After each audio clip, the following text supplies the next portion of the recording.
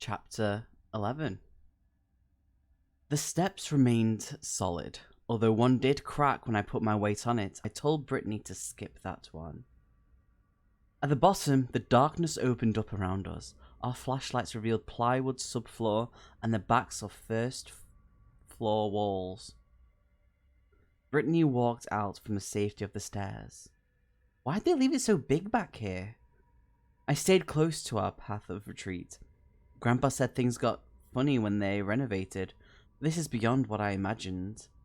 The space was about the size of Grandpa's bedroom. Across the room was another opening. It appeared to be another staircase. This one descending past the floor, out of sight. It must have led into the basement.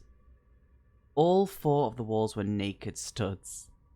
Pipes and wires, none of the cinder block of the outer walls. We were deep in the belly of the building. In the far corner near the stairs downward, my light hit a space that wasn't all straight lines, and right angles like the studs. Fabric hung from the wall. I never could remember the date. Well, there we go. I cautiously approached. The closer I got, the more details emerged. My light reflected off bright white plastic eyeballs. Blue furry fabric hung loose. Brittany noticed where my light was pointing. "It's him!" She practically skipped over there. Swoomy hung from the wall. The same fear as last night swept over me. It was a lifeless puppet, and yet I wanted to grab Brittany and keep her away. Although not enough to actually move my paralyzed feet, Brittany lifted the puppet under its arms to take it down off the wall. It's a shame it's only him. I would have loved to find Pam. I never got over how big these things were in person. Even after years of visiting Grandpa on set, while my cousin held up Swoomy and looked him in the ping-pong ball eyes, his feet dangled all the way down to her ankles. His flowing body could fit 3 of her inside. "It's like he recognizes me," squealed Brittany. She held her flashlight in the same hand that held Swoomy, so its beam pointed at the floorboard ceiling. Only my own light kept Swoomy's face in view. "Do you remember us? We used to visit you every summer." I couldn't bring myself to come any closer. I watched intensely for any signs of life. Swoomy's eyes pointed straight through Brittany. His lower jaw hung at an angle, exposing the red felt of his mouth, only inches from Brittany's throat. "Don't hold him so close," I warned in an unintentional whisper. I cleared my throat of the dust we'd disturbed. Oh my god. Swoomy's disproportionately large fingers were curled at the ends of his arms. Strange that they didn't hang straight down. And strange that his neck was stiff, holding his head up so he could return Brittany's close inspection. "Something's not right," I wheezed, fear still gripping my chest. In my nightmares, a still villain always sprung to life to grab me. But this wasn't a nightmare. I was really behind the walls of Grandpa's apartment building, the old set of our city street. I finally got air into my lungs. "You should put him down." "It's not like I'm going to damage him. Plus, who cares about the value? I'm keeping him. You can visit on holiday and weekends." Brittany turned his body to look at his back. While his body rotated beneath, Swoomy's head stayed still. He kept his eyes and mouth pointed at Brittany. Ice ran up my spine. "Put him down," I whispered. "It's fine." Brittany was still making sure Swoommy's back wasn't damaged. She hadn't noticed that his head had stayed in place like a bird zeroed in on its prey. "He's watching you." She leaned back to look him in the eyes. "What?" She still wouldn't put him down. His open jaw had inched closer to her neck. "Twist him around. His head is still pointing at you." I stepped closer, gathering the nerve to smack Swoomy out of her hands. Brittany twisted him by his armpits. His head remained pointed at her. She dropped one arm to feel his neck. The arm fell, but his head didn't. "Is there a rod or something in there?" "Put him down." I gathered more authority into my voice. "Don't boss me around." But the gravity of what I was witnessing was too much. "Get away, he's dangerous." He was staring her down, no puppeteer involved. No one had stood over my bed last night except for Swoomy. I had to get out of here. I couldn't flee without Brittany, but I couldn't bring myself to get any closer to make her drop the puppet. "Please put him down and let's go." "I thought you wanted to look for Grandpa. We should go deeper. Maybe there's more puppets." I felt sick to my stomach. You really need to learn to love this stuff. Wait, what? You really need to learn to love this stuff today. Not just wish you still loved it like when you were a kid. Brittany lowered Swoomy so he was at her side. His right arm shot out to grab her shoulder. He pulled her towards him, twisted around in front of her, and tilted his head to keep looking into her eyes. Brittany screamed and dropped the puppet. I don't like. Ugh. Why puppets? Why puppets? Why does it always gotta be puppets? I'm assuming, is this Swoomy what Swoomy looks like? By the way, because that I don't like.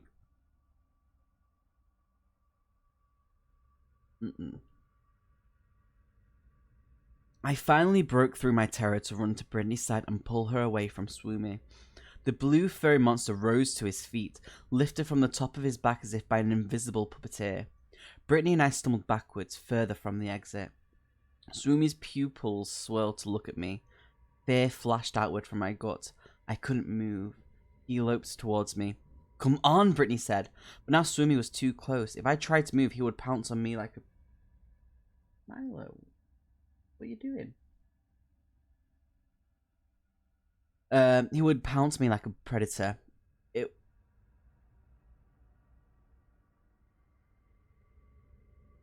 Okay, sorry, Milo was doing something weird. I just couldn't figure out what it was. It was my turn to stare Swoomy in the eyes, inches away. Swoomy rocked back and forth, left to right. His ping-pong ball eyes, which I remembered on TV to float aimlessly, now bored directly into my skull. His hands were as big as dinner plates, nearly the size of his red felt-lined mouth. I slowly exhaled, scared to move too quickly and mark myself as prey. The puppet's left arm hung limply, as if he were a stroke victim, his legs bent oddly at his knees. He didn't actually put any weight on his feet. His body dangled from his right shoulder and neck like only half the puppeteering team was controlling him. I didn't believe in ghosts, but I'd also never seen a furry puppet hop across a dark room. Grandpa? I asked.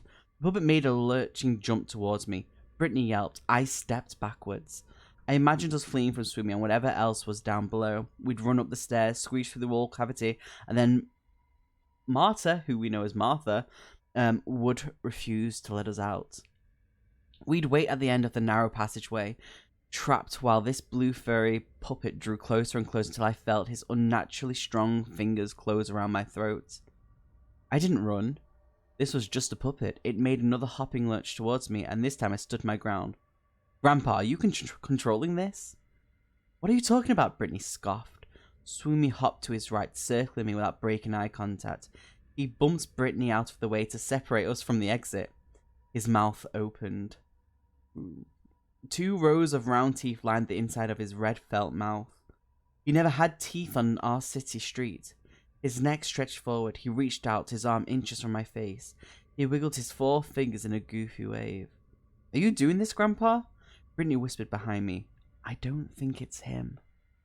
Swoomy stepped back and gestured open palm to stairs downward. Come down with me. This is too creepy, Brittany said. I'm not going down there.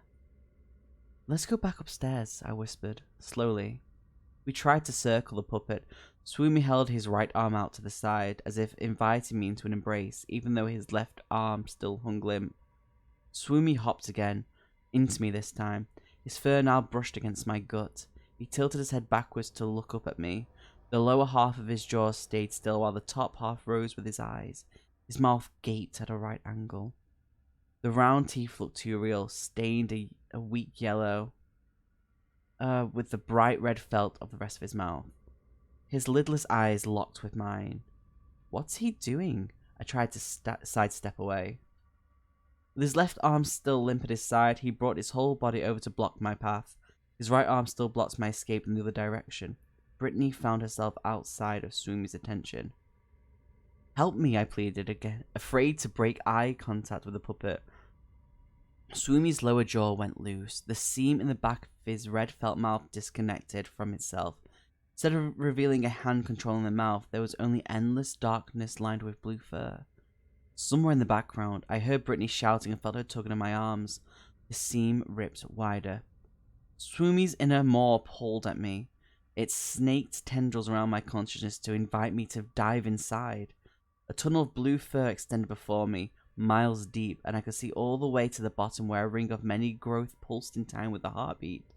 Without realizing that I've moved at all, I felt those hard, round teeth against my forehead and chin. Grandpa's puppet was swallowing me. Ew. This is kind of messed up.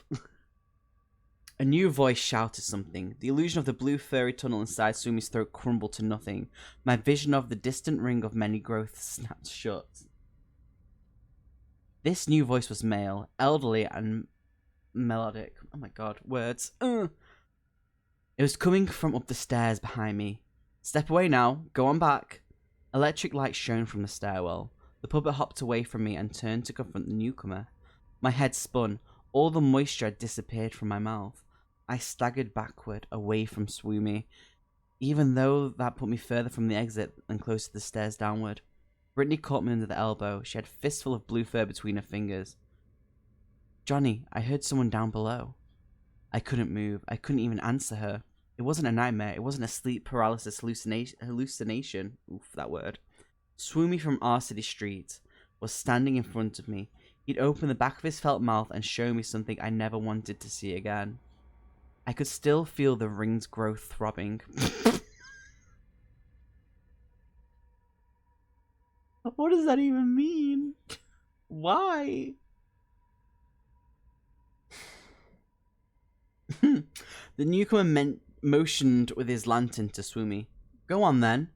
Brittany pointed her flashlight at the old man, although his battery-powered lantern already lit up his face. He was tall and wore a green sweater vest. He was pale, with age spots decorating his neck and cheeks. His hair was red, going to a light grey. The puppet hopped away from the light. Its left arm still hung limp at its side, and its legs rose together as if controlled by the only one puppeteer. Calm down. No, you can't make me. My back collided with another wall. I hadn't even realised I'd still be backing away. Listen, right, you have to admit, it's been odd, right? It's been odd. Brittany kept me on my feet. Did you hear those voices when Sumi had his mouth on you? It was King Singh and Redo with someone else. I think I heard Grandpa. It was too much all at once. I didn't hear anything. What did he say? He was yelling our names. He sounded super far away. The newcomer took a challenging step towards Sumi. The puppet stood his ground. The man kept staring at Swoomy but spoke to me and Brittany. It is weird. It is. Come towards me very slowly, and this will probably be easy for you right now, but I need you to avoid thinking about how much you love our city street. We can't leave yet, whispered Brittany. I heard Grandpa down there. How do you kids even keep finding this place? The old man stepped towards us, but just barely, like he didn't want to allow Swoomy to get between him and the exit. Hey, I'm sorry, it's okay. What are your names? Mine's Rob. Of course, the friendly music teacher who taught violin to Martha and Lucio's son, and who sang with the puppets about diversity in your neighborhood. If Martha was my childhood television mom, then Rob was my television grandpa. He was about the same age as the other human actors, but he had an old face. I think I associated him with my real grandpa because he was single.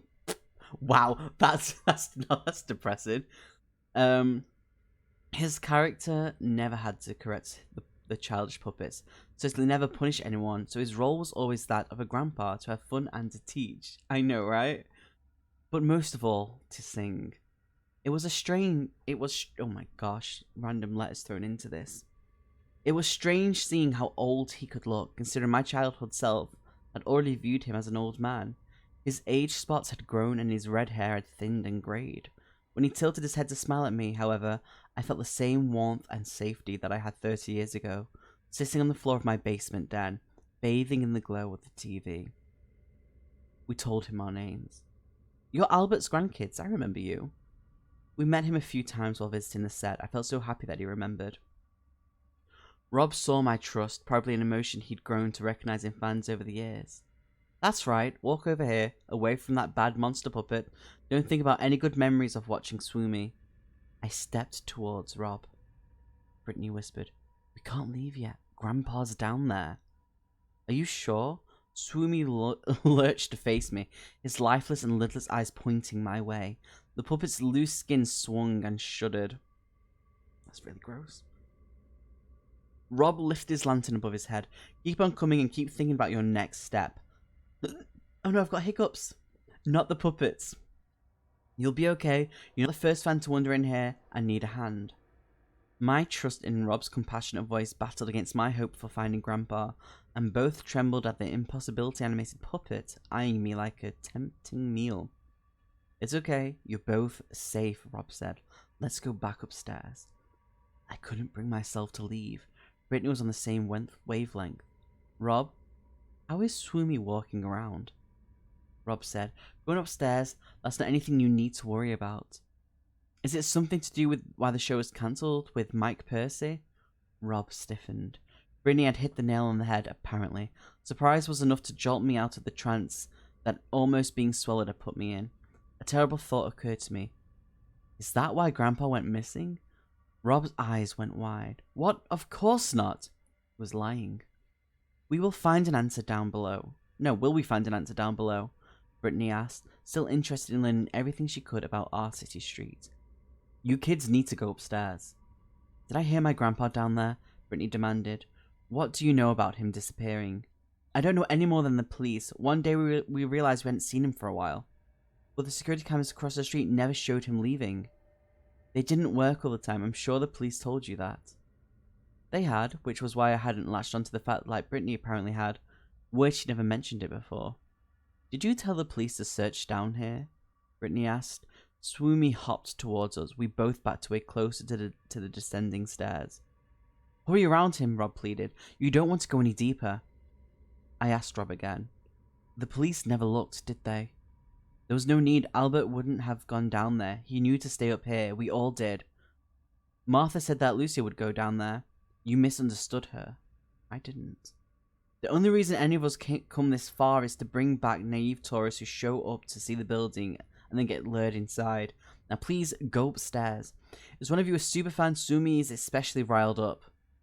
I am, Brittany said. But he never went after Johnny. No. What? There's so many mistakes in this. It's a good book, but there's so many mistakes in this. It's baffling a little bit. I'm going to catch myself.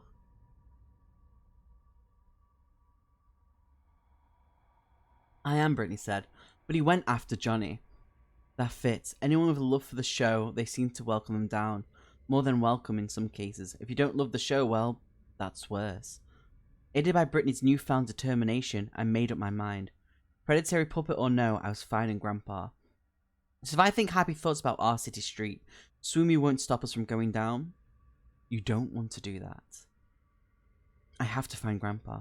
I heard him, Brittany agreed. He's down there. Kids, please go on up. I can only pretend to hate the show for so long. Swoomy turned his attention back to Rob, who shrunk away.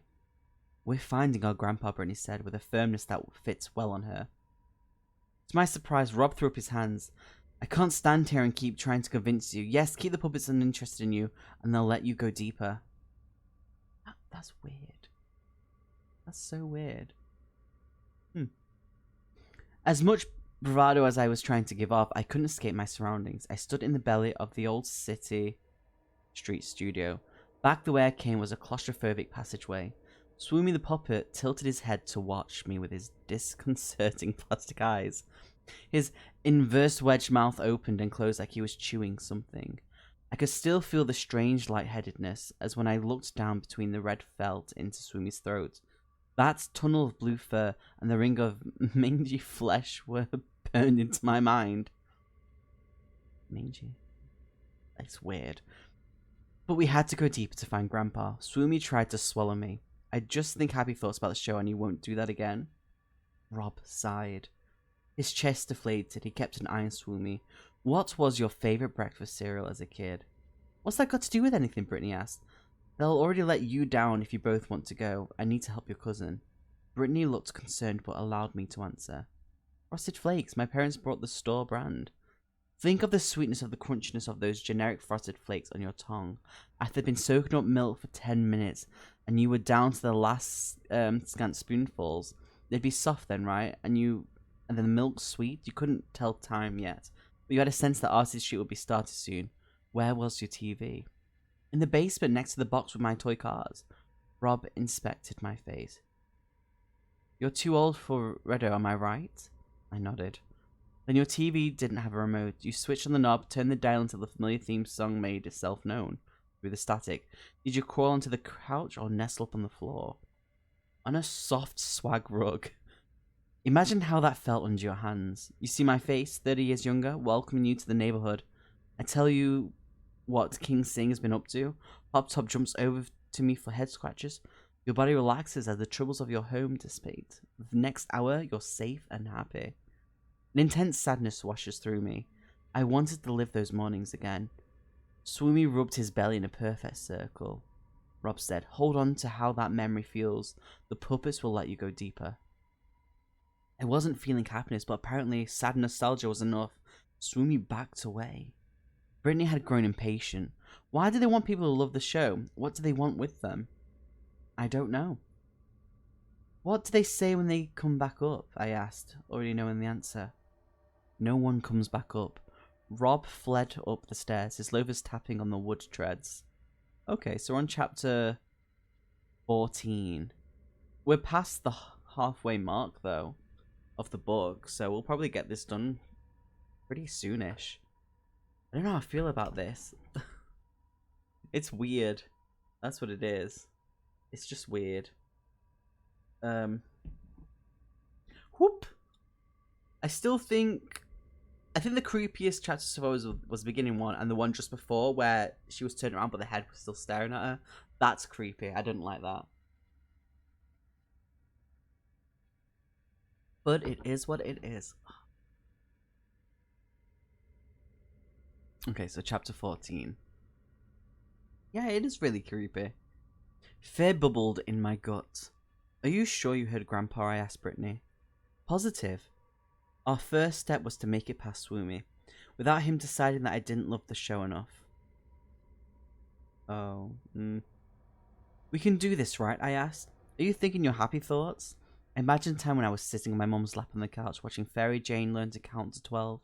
My mum counted with me on my fingers, then my big toes. She'd finished by tickling my feet. For some reason, I couldn't remember sitting on her lap after that. I love the show, I declared. Swoomy, please don't eat me. Our flashlights pointed at the 5-foot puppet. 5 foot? It's too big.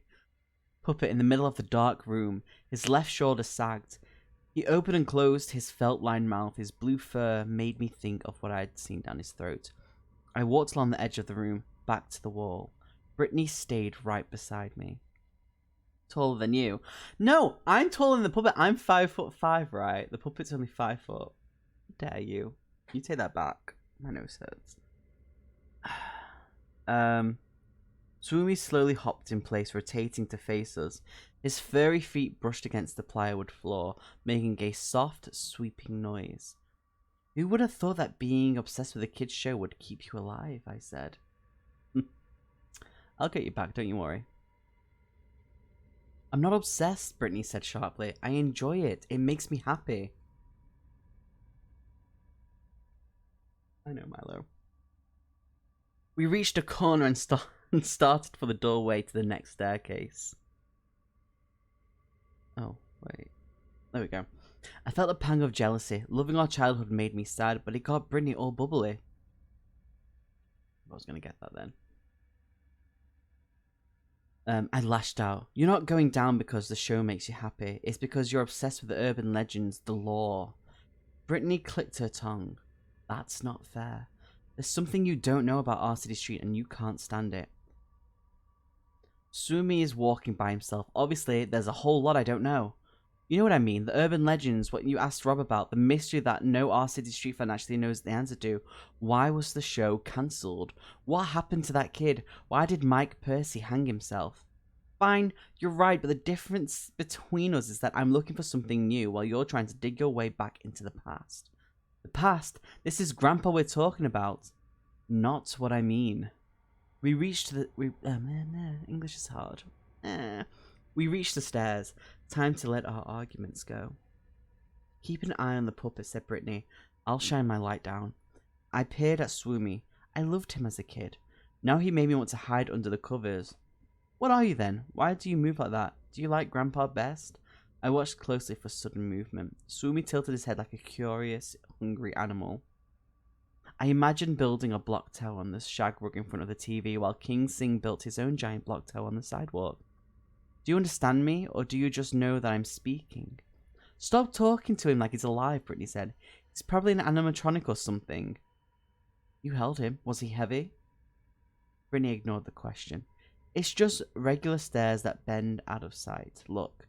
I took a quick glance. Top 3 steps were made out of dry, rotting 2x6s. But after that, it was brick steps down 20 feet before turning at a tight right angle. I turned back around to check on the puppet. Swoomy stood inches from my face. My flashlight at my side made shadows with his bottom jaw, leaving his lidless eyes in near darkness. Fear locks me in place like a sleep paralysis hallucination. My mind refused to make contact with my muscles. Swoomy's fur smelled of dust and mildew. I waited for his mouth to open again, for the red felt to split and invite me inside. But Swoomy just stood there. It seems Rob was right. Once I focused on my childhood memories of our city streets, Swoomy wanted me to go down. Brittany, I whispered. Start walking. Oh God, she gasped. I'm moving. You back down the stairs slowly. I'll catch you if you trip. I descended backwards, my light pointing at Swoomy, who stared down at me like a furry gargoyle. I felt for each brick with my foot before taking the next step. Finally, we reached the right angle turn. I looked down. We wouldn't need our flashlights down here. We stepped into the set of our city street. Okay, there we go. We're on chapter 15 now. I didn't like that he only appeared quickly to look down, and then as he turned back, his face was right there. No, thank you. Not today, or any day, please.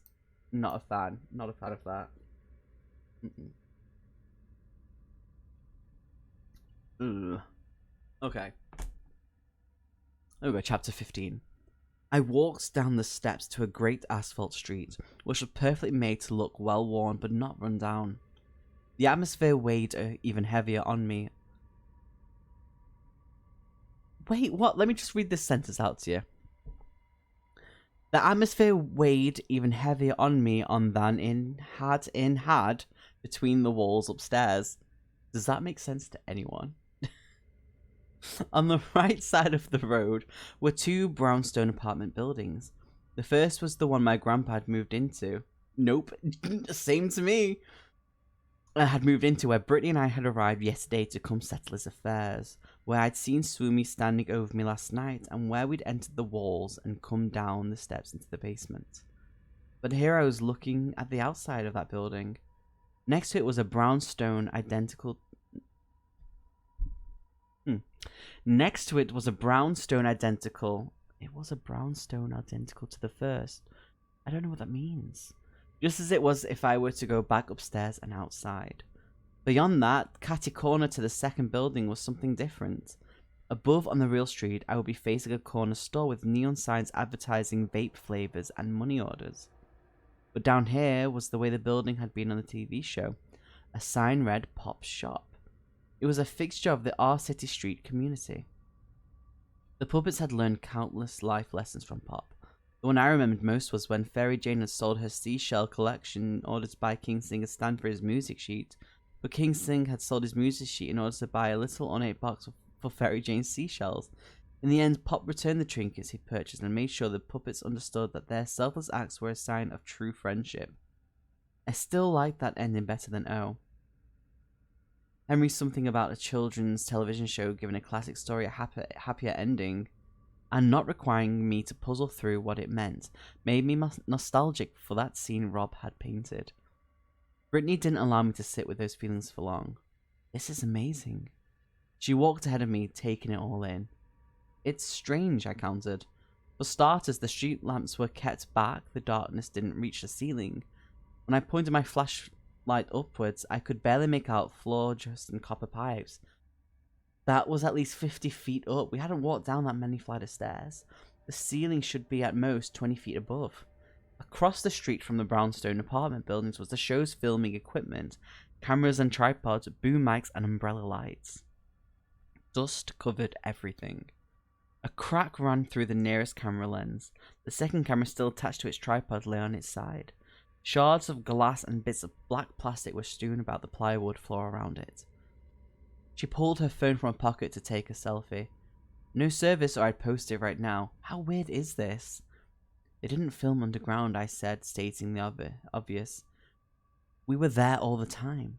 Yeah, I don't get it, Brittany made a slow spin, but here it is. I heard the sweeping noise of Sumi's feet against the brick steps behind me. He blocked our exit. His one active hand scratched his chin. I walked deeper into the set, away from the puppet. He didn't follow. It seemed I found enough nostalgia for the show that Sumi no longer wanted to eat me, for now anyway. Behind the two brownstones and pop shop was the basement cinder block wall. This was like upstairs and we were behind the walls of the basement. Somewhere on the other side of that cinder block would be 4 storage units and a boiler room. Except I knew this was weirder than that. The real basement wasn't 50 feet deep, and the building that the basement belonged to, I was looking at in front of me. I was somehow both inside Grandpa's building and standing out front at the same time. Logic said this was a copy. Logic was wrong. I knew that in the same way I knew that Grandpa was down here. I walked down our city street, where I spent so many weekday mornings as a child. I learned how to write the letter T from a puppet sitting on those steps right there. I've been afraid, alongside Fairy Jane, that the approaching hurricane was going to hit my house, and I've been comforted by Milo. Still, bud. And I've been comforted by Martha's caring, whatever that word is. Pragmatism? When my mother had been overbearing with her determination to make me an upstanding citizen, I felt loved on our city street. Now it gave me a sense of vertigo. I pointed my light upwards again. The joist in the bottom of the subflooring felt too normal for how high up it was. I thought it was down here underneath. This open room was at least 100 feet wide. That's it, read me a bedtime story. This is not a bedtime story. This is actually kind of freaky. How you doing, Katie? You alright? No way those jolts could span that distance without collapsing. Brittany stood at the bottom of Grandpa's stoop. We have to explore, right? To find Grandpa, yeah. Ooh. Thanks, Streamlabs. Just what I wanted to see. It is for me. I just finished work. I'm good. How are you? I'm good, thank you. I'm good. Thought I'd do this for a bit. Finish this book. Which is going well. It's creepy, right? The cover. I don't like puppets. How's work been for you? Anyway, to find Grandpa, yeah. Really going well? What do you mean? Jenny, be nice. Oh, Jenny, Katie, Jenny. Friends. Listen, right, I was raised. Looks like the horror game with them puppets work has been. I want that game, My Friendly Neighborhood. I want that game so bad. The famous Jenny. Yeah, that's Jenny. Anyway. The famous Jenny. Why would she be famous? Anyway, I hope to find him quickly. I didn't want to go inside any of the buildings if I could help it. I walked between the corner store and the second brownstone. There was an 8-foot gap between the rear of the buildings and the cinder block basement wall. I circled the room. No other doorways. The only exit was through Swoomy. Milo, chill, bud. Nothing left to do but pick a building and go outside. Brittany excitedly tapped her flashlight against her palm. Let's check out Grandpa's building first. Because you talk about it constantly. I don't. No, stop. Stop up. Shut up. Stop up. Shut up. Listen, right. No, don't do this to me. I hate you. I wish you never met. Anyway. Might as well. If he was down here, it makes sense he'd be holed up in his own home. Nice to meet you two. Apparently we need to talk about Harry Potter. I know, Milo, I need comforting at this terrible time. Thanks, bud. Oh no, I don't like that. Ooh.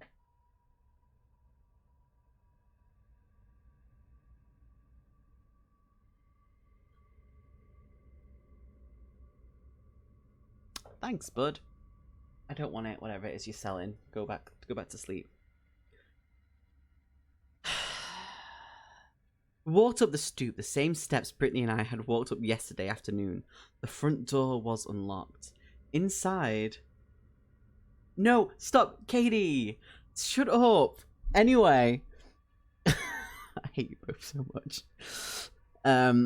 Inside we found the same downstairs hallway, apartment doors to our left and right. One of them was Rob's. If I opened it, would I find him in there now? I'm not blushing.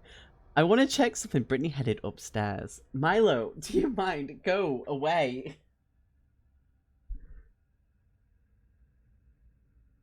I jogged after her into Martha's apartment. It was the same as I'd seen only minutes ago. The couch and tables, the same pictures on the wall, modelled after a character's home on our city street, but not quite the same.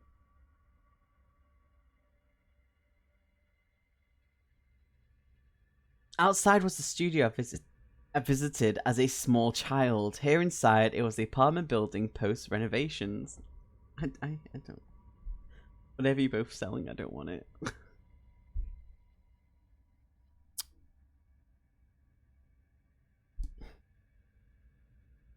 Where was I up to? Oh yeah, it was like stepping from my childhood into my early adulthood. From when Grandpa could still carry me on his shoulders to when his oh my god, whatever that word is that with all them spell mistakes is supposed to be, was turning into nervousness about his mind slipping. Where'd you get inside the walls? Brittany asked. The back room? I showed her. I went back to Martha's room and pulled away the sheet of plaster in the back corner. The same cramped walkway waited us. Brittany slipped inside. Wait, I said. Let's search out here first. I want to check something. Come on. Refusing to get left alone, I squeezed in after Brittany. We made our way through the walls, found the stairs, and descended. The same strange space awaited us, the room where Swoomy had tried to swallow me, but it was empty now. No Swoomy, no Rob. Does this mean? Brittany ran across the room, down the stairs. I hurried behind. We have to look everywhere. Down the stairs, I found myself again in the R City Street studio. I exhaled. What is this? Shouldn't Swoomy be guarding those stairs? Brittany pointed at the 50-foot-high ceiling. He's one level up. How deep underground are we? How many of these sets did they build? Brittany shook her head. I don't know. This is a lot weirder than the urban legends. We should look for Grandpa. Let's see if he keeps going first. I'll admit I was curious. 2 sub-basements were strange but possible. But if it kept spiraling down... Okay, I cautiously agreed. We'll see how deep it goes. He headed... No, it should be she... We headed? He headed inside again, back to the stairs into Martha's bedroom, squeezed in the wall, down the stairs, through the dark room, down more stairs.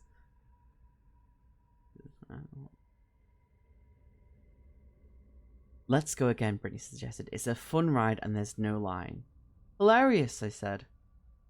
Come on, we'll find the bottom, then search everything on the way up. I don't know, what if there's no bottom? Heh, bottom. Grandpa could be anywhere down here. We have to search methodically. Ah, a word I can say. But what is this? Brittany still had too much joy and not enough anxiety in her excitement. Are we looping?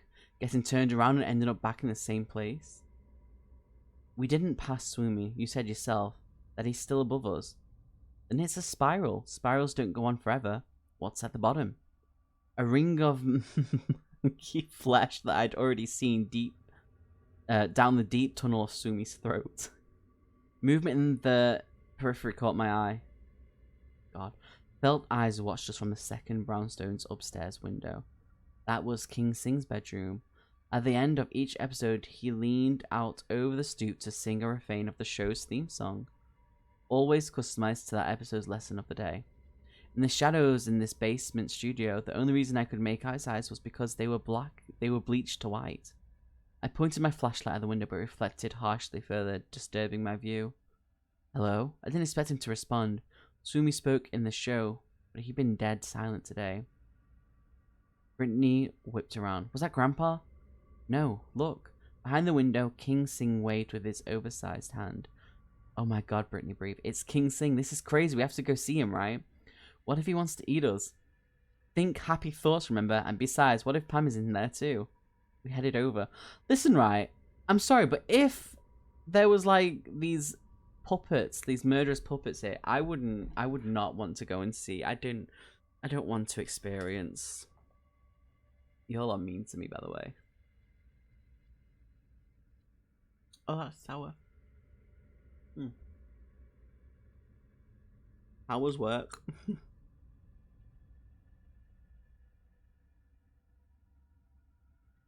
Can't believe you ignored me as well. You both are rude.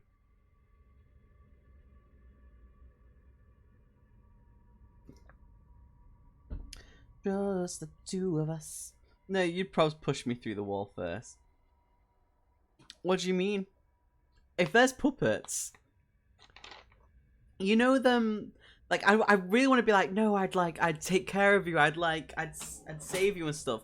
But you know them clips that you see on TikTok of where they're in these horror places and the guy lets go of the girl's hand and just leaves it behind. I feel like I may do that if it comes to puppets. I'd be like, no, I'll cherish you. I'll take care of you. I'll save you. A puppet? Hell no, take her. I'm out. In the most nicest way possible. Yeah. I would. I genuinely would in the most nicest way possible.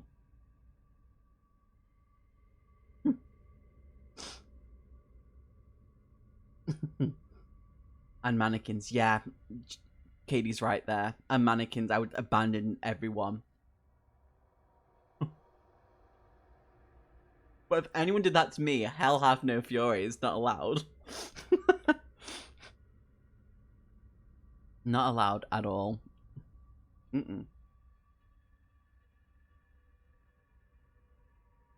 Right.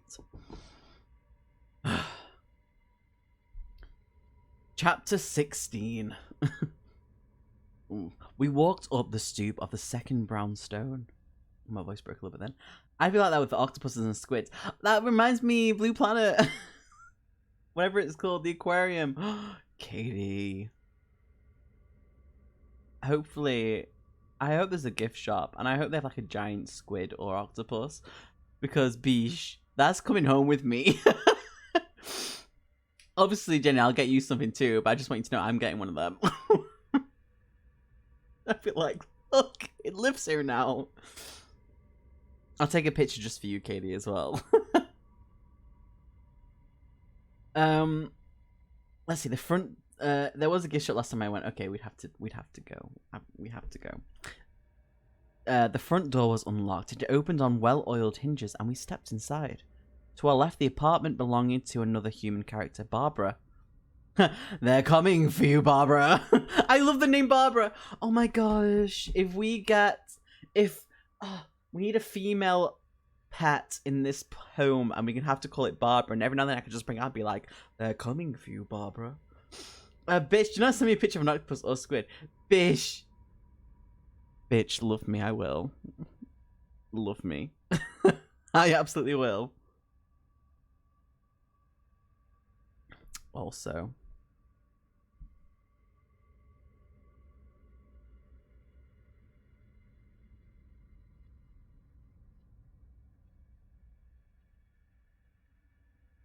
There you go. What's up? To the right, I couldn't remember. Did they ever show who lived here? No, Barbara was across the hall. King Sing and Mr. Peters were upstairs. Out of curiosity, I tried the doorknob. The door opened, but only revealed a blank plaster wall. I was sending multiple pictures of puppets and mannequins. If you do that, I'm gonna come find you. I'm gonna come to you. And, just put tentacles everywhere. Don't you dare.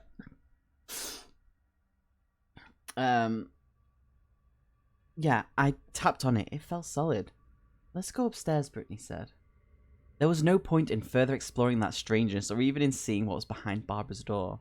We headed upstairs where I'd seen those felt eyes watching us. I'm gonna burp, I think. Trying not to. No, I'm not. Nearly. Kaylee, check your WhatsApp for us. We headed upstairs where I'd seen those felt eyes watching us. The upper stairwell was identical to Grandpa's building.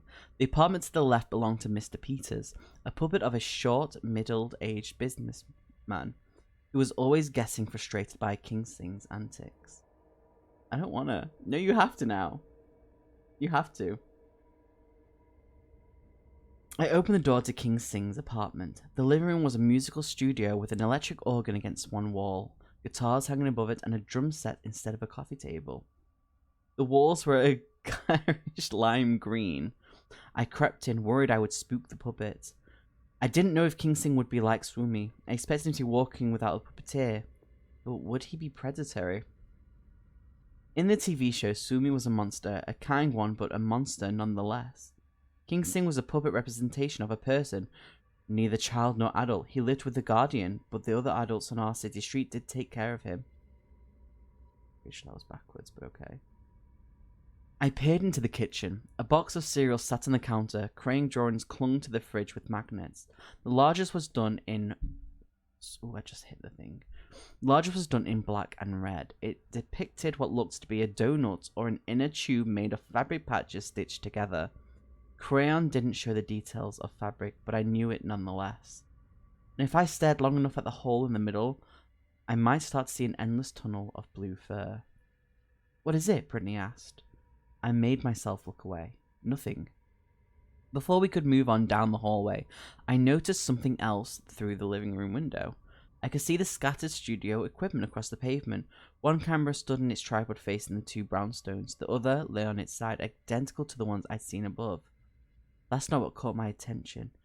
Down out of the staircase, his bright blue fur, impossible to miss against the dirty grey cinder block on either side of the doorway, Swoomy was on the move again.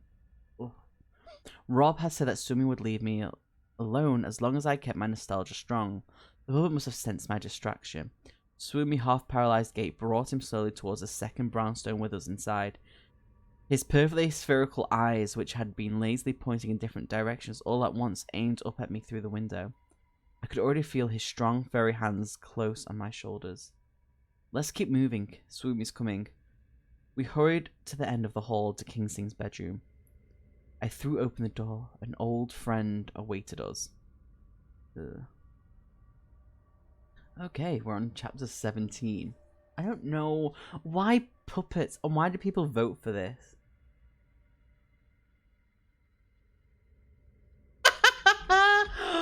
Sorry, I just checked.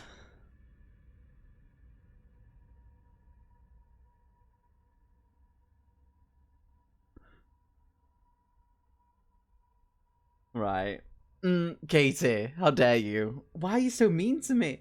Where is the love? That's what I want to know. Anyway, chapter 17. King Singh's bedroom was that of a child. A blue and orange striped comforter was strewn crookedly across a twin-sized mattress. I didn't expect the book to be like this. Yeah, me neither. What did you think it was going to be like? Yeah, so far, it's just weird. Like, it's got little creepy things happening in it, and it's like, ooh. You thought it was going to be like Muppets?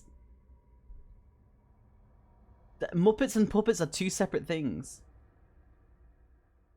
What is the difference between a Muppet and a puppet? Listen, right. What made you think it was going to be like Muppets with Kermie? Oh, Kermie. Miss Piggy.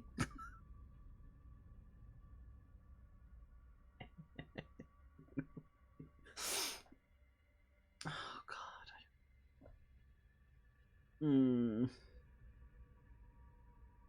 Anyway. I do love you, bitch. I love you too. I love you too, Katie. Against the headboard with letters K-S engraved, a teddy bear sat next to the pillow. Toy blocks and toy cars were stacked messily on the shelf beside the bed. It was set up just like the television show, although without room for cameras and audio equipment. King Singh himself sat on his bed. He was supposed to look more human than the other puppets. On TV, that made 4-year-old me relate to him more. In person, he looks like an oversized boy with terrible... Wait. On TV, that made 4-year-old me relate to him more. No, wait, let me just start this whole thing again. It'd be nothing with 10. I promise you nothing. Can I just read this sentence again? Because what it ends with is pretty bad. Are you ready for this? He was supposed to look more human than other puppets. On TV, that made 4-year-old me relate to him more. In person, he looked like an oversized boy with terrible defects. What the hell? What kind of fuckery is this? What?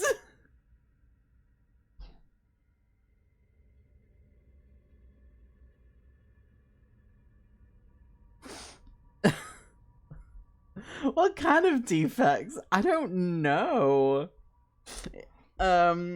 He was 4 foot tall, or maybe we'll know. He was 4 feet tall, not 4 foot. He was 4 feet tall and almost as wide. He had a football-shaped head that extended past his shoulders. Stringy brown hair poked out from beneath the yellow wooden crown that he always wore. His skin was made of a beige felt, and his eyes were a ghastly bone white. His gaze was always trained on the door when I opened it. Oh, his gaze was already trained on the door when I opened it, so I couldn't tell if he was staring at me or just an inanimate puppet. That uncertainty was resolved when he raised his hand to his mouth, bending his elbow at an unnaturally round angle. He laughed, or at least he pantomimed a laugh. A breathy noise escaped his fabric body. Oh, I hate this. Maybe Swoomy hadn't said a word because puppets had no vocal cords. Whatever force was moving them around had just squeezed air through King Sing's body, couldn't imitate actual speech.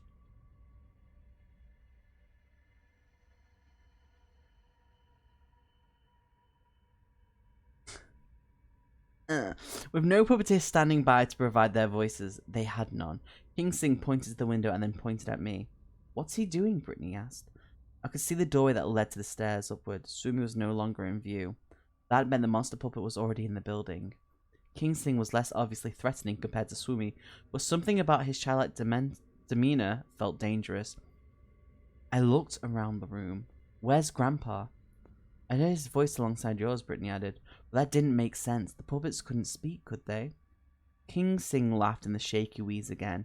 He stretched his arm outwards towards me with his index finger pointed downward. We hadn't descended deep enough yet.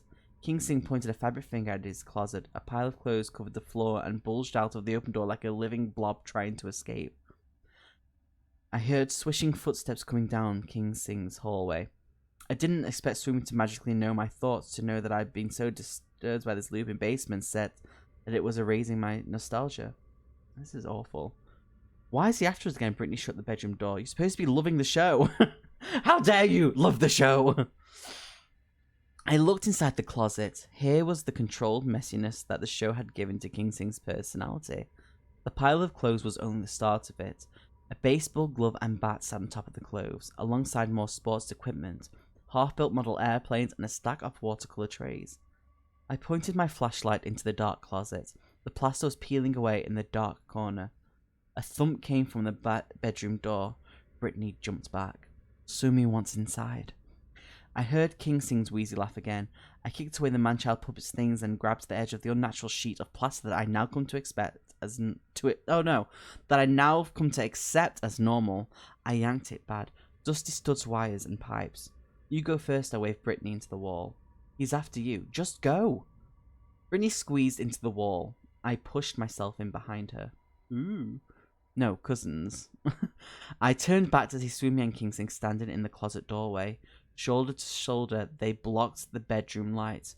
Swoomy's ping-pong ball eyes and King Sing's dead-looking felt circles drilled into me. There was no turning back.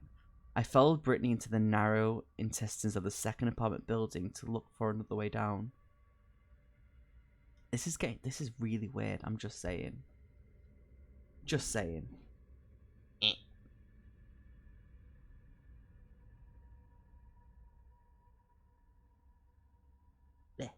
Blah, blah, blah, blah. No, no, no, no.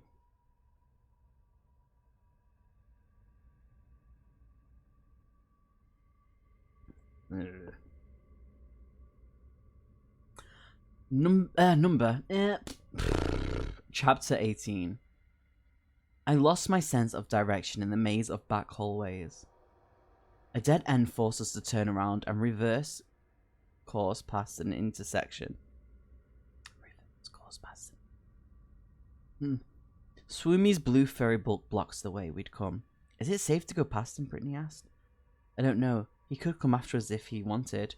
It's like he's shepherding slurp us deeper. No, Katie! I hate you. Why? Do we have a choice? I walked straight ahead within inches of Swoomy, begging the universe to keep him from reaching out. When both Brittany and I had passed, he started following again. King Sing was close behind. We found a spiral staircase. It was so tightly constructed that I had to squeeze myself around the second bend.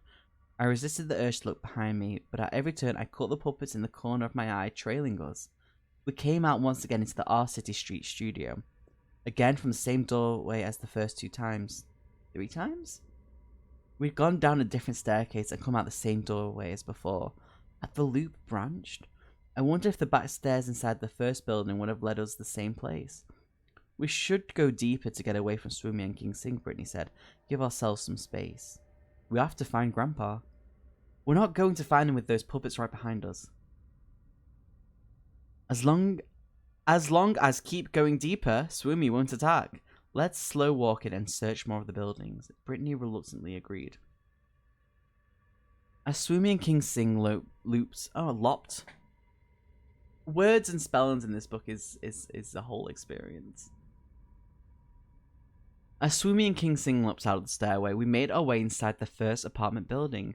The door on the left opened to blank plaster. This must have been the other puppeteer that Martha mentioned. The door opposite opened into Rob's apartment. An elderly bachelor clearly lived here. Conservative design choices for the furniture.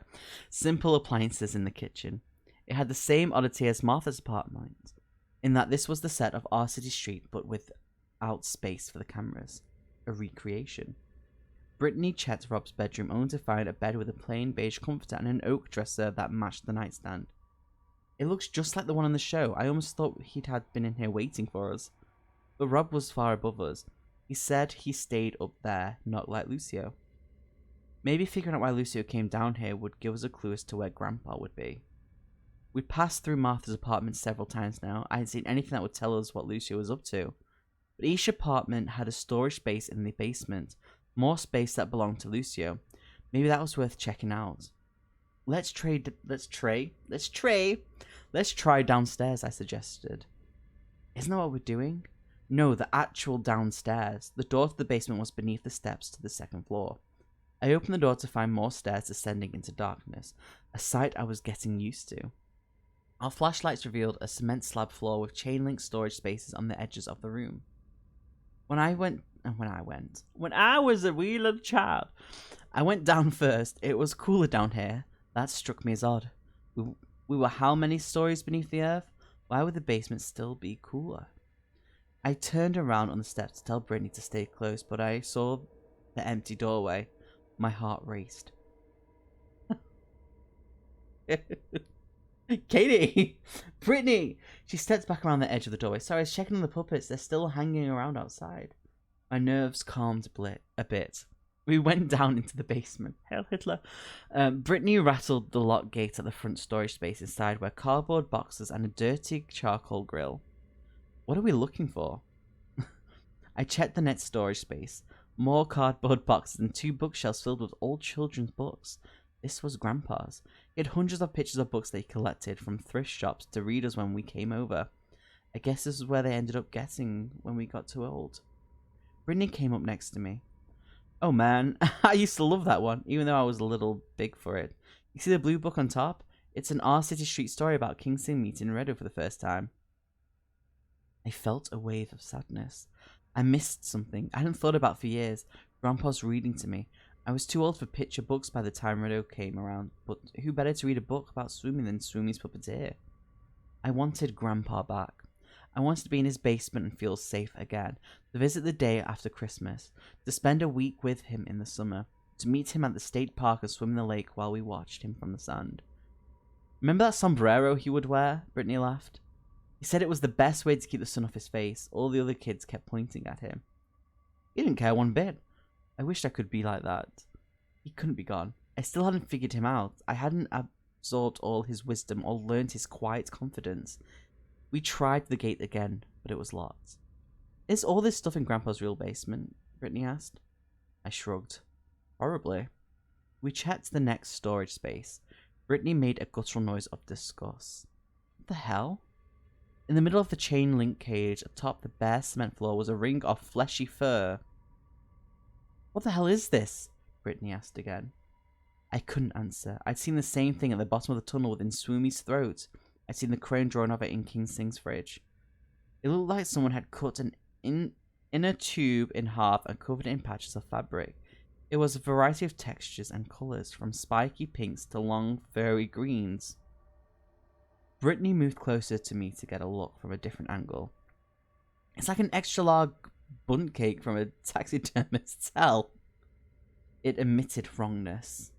I stood on my toes to try to see into the middle of the ring. I couldn't get a view of the floor. But I knew that if it kept going down... Oh no, but I knew that it kept going down. What if Grandpa's down there? Where? Brittany shut the gate. The combination lock held it shut. Down inside that thing. Martha said that Lucy always came down here. Rob didn't seem to know about this. This is Martha and Lucy's storage space. You know this hairy donut is in Grandpa's real basement too? Oh no, you think this hairy donut... I'm so baffled at what is going on. Like, I don't know how to, like, take it in. You think this hairy donut is in Grandpa's real basement too? It stands to reason. Brittany inspected the lock. There's no reason down here. The basement stairs creaked with footsteps. My heart dropped. No way, I'm nostalgic. I'm loving the show. Brittany sounded even more scared than me. Johnny? It's okay, I tried to reassure her. The little hallway between the storage cages were barely wider than my arm span, which I'd learned was smaller than Swoomi's arm span. He could hop towards us, arms spread wide to scoop us into him. He's still slow. Strong... What the dickens? He's stronger than makes any sense, but not quick. We would be able to go around him. We'll be fine. I'm confused a bit. Me too. Brittany exhaled a scared squeal. I heard her fingernails scratching on something. No, Johnny, look. I pulled my gaze away from the stairs. Brittany's palms and the inside of her fingers were covered in pink fabric. She scratched at it. What's happening? The pink fuzziness clung tightly to the fabric of her hands. I realized her skin had turned to fabric. Huh. Okay. So... She's... So Brittany is turning into a puppet then, I'm assuming. I'm baffled by all of this. Like, absolutely baffled. Why is this happening? Anyway, I'm gonna nip for a loo. I'll be right back. Is she turning... I think she's turned into a puppet. I genuinely think she's turned into a puppet, but I'll be right back. I'm gonna go for a wee. I'm so confused.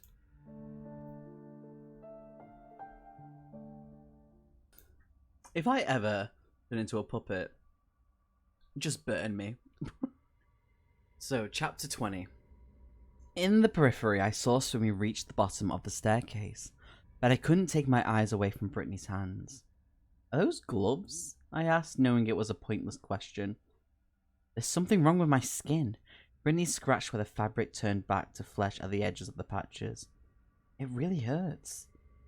I wasn't ready to go back up yet. I needed to find Grandpa, but we couldn't stay down here when Brittany needed medical attention. I checked on Swoomy, who shuffled towards us. We need to go back upstairs. Brittany looked up at Swoomy, still scratching at her palms. We have to find Grandpa.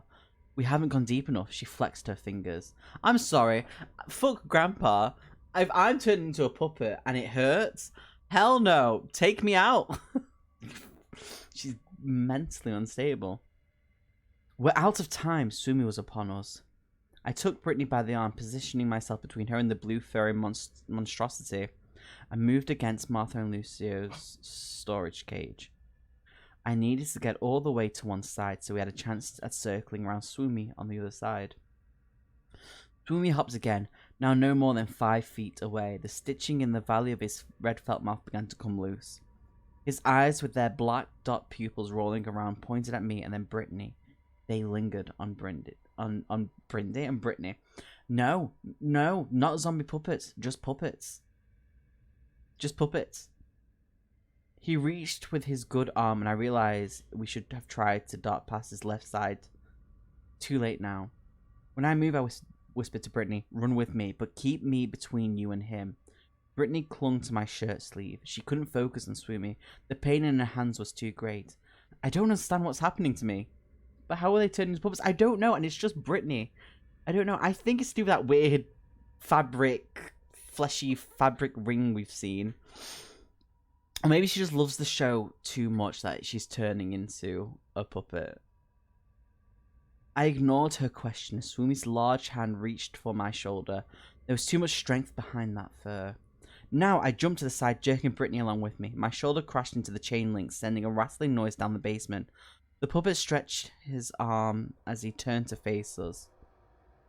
I plowed forward. I knocked aside his hand and kept running. Brittany's grip on my shirt yanked me backwards. She screamed.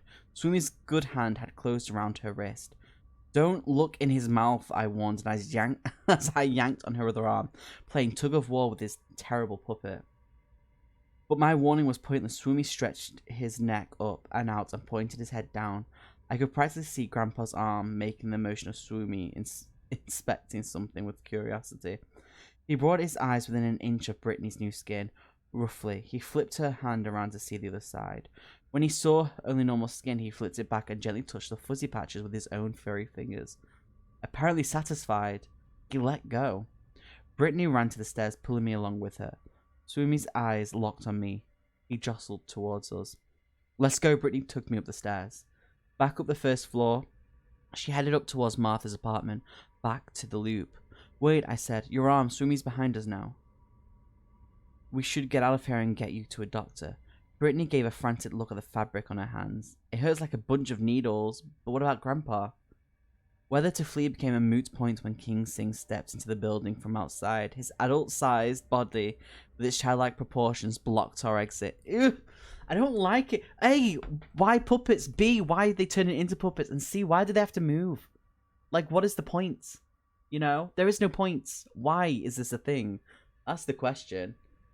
It's actually really kind of creepy. The intro, the first chapter though, Katie, was terrifying, by the way. It was really creepy. Very creepy. But anyway. Is Grandpa a puppet? No, Grandpa was a puppeteer who's been missing for over a year.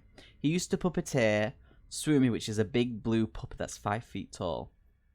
But he could only puppet one side of him, which is the right side, which is the one side that seems to be moving. He definitely a puppet now. He might be a puppet. I think anyone who's come down, like down this loop, they've turned into puppets. The deeper they got, I think they turned more and more into a puppet. So I think I hope they're gonna end up going further and further down. I think they're just gonna find like a whole city of puppets. I think that's what it's gonna be. And that's what I think is gonna be the ending. And then Grandpa's gonna be like the king of puppets or whatever it is. That's what I think is gonna be it. Ugh. Anyway. We have 53 pages left of this book. We're going to breeze through this last little bit. And then we'll be done. And then we can write a review for it. King Sing raised one hand with his index fingers outstretched to scold us. Brittany let out a rough breath. It's bigger than he always looked on TV. I cautiously stepped towards the stairs, going to the second floor. King Sing hadn't tried to swallow me like Swoomy. In fact, he pointed the way out when Swoomy had cornered me in his bedroom. But really, he pointed deeper down into the maze. Can we get by him? Brittany asked. Go down another level for space and then maneuver around them? We have to try. You need a doctor. Behind us, Swoomy shuffled into the foyer. King Sing let out that wheezy laugh, air forced out of her throat without vocal cords. We ran upstairs into Martha's apartment, back to the side passageway behind the walls, the puppets slowly following us. We went back into the building's cuts, down both flights of stairs. Brittany scratched at the spots on her hands that had become fabric. I'm turning pink. That's Fairy Jane. I don't even like her. Oh. You'll be okay, I promise without conviction even. I led the way back out into the paved street between the filming equipment and the apartment buildings. How many levels down were we now? We'll let them both follow us a ways out here, then we'll circle around. Johnny, said Brittany, look. I turned around. Out from Pop's shop came Grandpa. What? I mean, they're puppets. Why can't they just set them on fire? Because no one brought matches or anything to burn them with. Wait, so the Grandpa... Okay. Now I'm just confused. Okay. Maybe... I don't know how this is going to end. So, chapter 22. I ran to Grandpa without thinking. I met him in front of his apartment and squeezed his frail frame in a tight hug. You're okay. He laughed, a warm sound I missed so much. I wouldn't say that much, but I'm still standing. Brittany walked up. Why are you down here? I didn't understand her hesitation. This was Grandpa. We found him. He pried my arms off to give me a once-over. Since I'd seen him last, his cheeks had sunken in. His new wrinkles lined his face. Have you been eating? I asked. Brittany interjected. How have you been down here this whole time? Give me a second to find my words. I haven't had to talk much lately.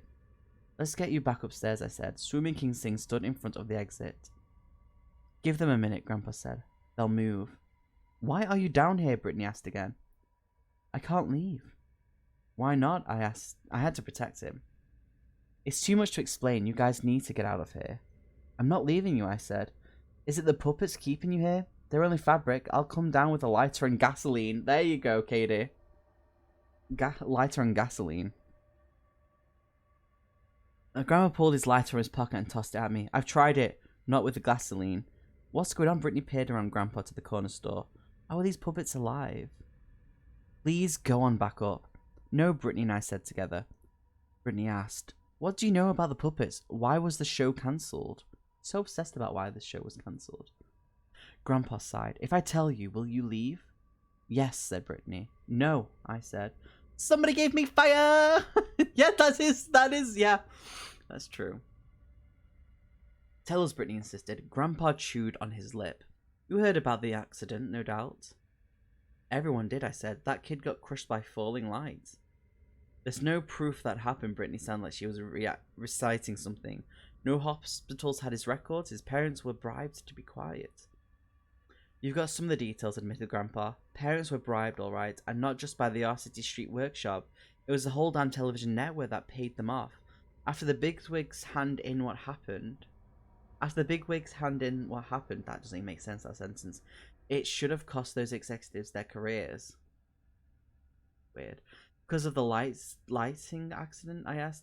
Grandpa shook his head. That part never happened. A month or so before the show got cancelled, the executives kid came to work with us. Brittany let out a quiet gasp. Mike Percy. You've done your research. He started out as a production assistant, but a week into it, we got a call that he was to be a puppeteer. No one was going to give him a main character, so he got assigned bit parts. Puppet in the crowd, a letter for the alphabet, that kind of thing. Let me tell you, he wasn't happy about that. He wanted Redo. You never got him, did he? Asked Brittany. None of this stuff mattered to me. While they discussed this old story, I wanted to wrap my arms around Grandpa again. I'd missed him so much. A strange thought occurred to me. Grandpa, why was Swoomy walking around like you were controlling him? He was only moving his right arm and mouth. Grandpa held up a single finger. He answered Brittany's first. No, Mike Percy never got to be Redo, and he acted real weird about it. Martha heard him yelling at his uncle on the phone, but no other call came down, so I guess the old man was done pulling strings. Mike was an odd duck from day one. Always wore his necklace with black beads on it. He didn't have his own dressing room, none of the puppeteers did. But we'd find him in a closet on his knees with his face against the floor. He'd be mumbling real good. Nobody said anything at first because maybe he was praying to Allah. But then we realized that wasn't any Middle Eastern language we knew of. It was Germanic.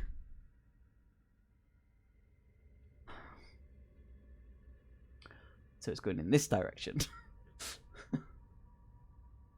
Brittany said. What do you mean, Grandpa asked. Fans have tracked down his internet activity. He was into an old mix of tribal myths, Germanic tribal myths, and fringe beliefs from within Gnostic Christianity. Gnostic. Oh no. Words. It just as soon not known the detail, said Grandpa. It wasn't of God, I tell you that. What did he do? Brittany asked. I cut in again. What about Swumi? Were you controlling him in the bedroom last night? No, Katie. It's not Allahu Akbar. It's not that one. My elation of finding Grandpa was quickly turning sour. I hadn't actually found any answers to what was going on.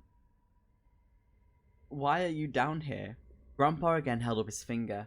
Mike Percy called upon a power he shouldn't have. For the dumbest reason, he got himself more attention on a television show.